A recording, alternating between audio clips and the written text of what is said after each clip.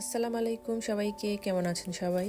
চলুন আজকে বাচ্চাদের জন্য খুব সহজে একটা মজাদার আইসক্রিম তৈরি করি, যেটা বানানো এতটা সহজ যে কেউ এটা ইচ্ছা করলে ঝটপট বাসায় তৈরি করে ফেলতে পারেন। এবং বাচ্চাদের খুশি করা তো এটা কোনো ব্যাপারই না। মাত্র কয়েকটি উপকরণে বাসায় ঝটপট এই আইসক্রিমটি তৈরি করে বাচ্চাদেরকে খুব সহজেই খুশি করে ফেলতে পারেন। আর তাহলে চলুন কথা না বাড়িয়ে শুরু করে দিই আইসক্রিম তৈরি করা। প্রথমে আমি একটা ব্লেন্ডারে ফুল ক্রিম লিকুইড মিল্ক নিয়ে নিচ্ছি। এটা আপনি আপনার আন্দাজ মতো নিয়ে নেবেন, আপনি কয়টা আইসক্রিম বানাতে চান। তারপর আমি এর মধ্যে দিয়ে দিলাম প্যাকেটকৃত 2টা সুগার সিরাপ। সুগার সিরাপের পরিবর্তে মধু বা চিনি যেটা ইউজ করেন চলবে।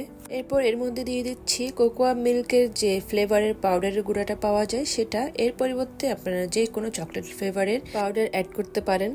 এখন সবগুলো উপকরণকে একসাথে ব্লেন্ড করে নিলাম, দেখুন তৈরি হয়ে গেছে। এবার চলে যাচ্ছে নেক্সট স্টেপে।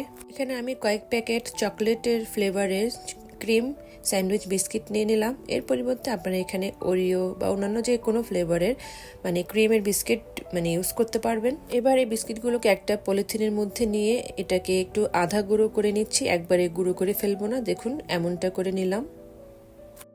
এখন এই বিস্কিটের গুঁড়োগুলোকে যে মিক্সচারটা তৈরি করে নিয়েছিলাম ব্লেন্ডারে সেটার মধ্যে দিয়ে এটাকে এখন মিক্স করে নিচ্ছি।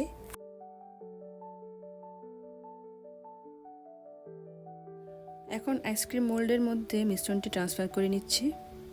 এখন মিশ্রণের নিচের তলানিতে যে বিস্কুটের গুঁড়োগুলো রয়ে গেছে সেগুলো এরকম চামচের সাহায্যে উঠিয়ে উঠিয়ে সবগুলো মোল্ডের মধ্যে এক এক করে দিয়ে দিচ্ছি।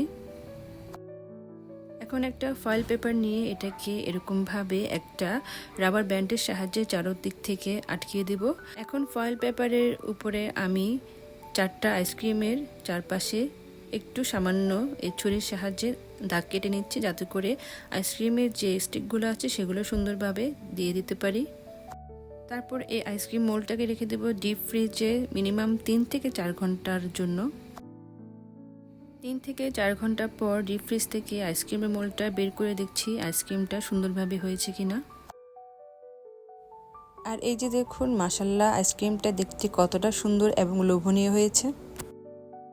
তা কেমন লেগেছে আজকের ভিডিওটা তা অবশ্যই জানাতে ভুলবেন না। আর সবাই ভালো থাকবেন, সুস্থ থাকবেন। আল্লাহ হাফেজ।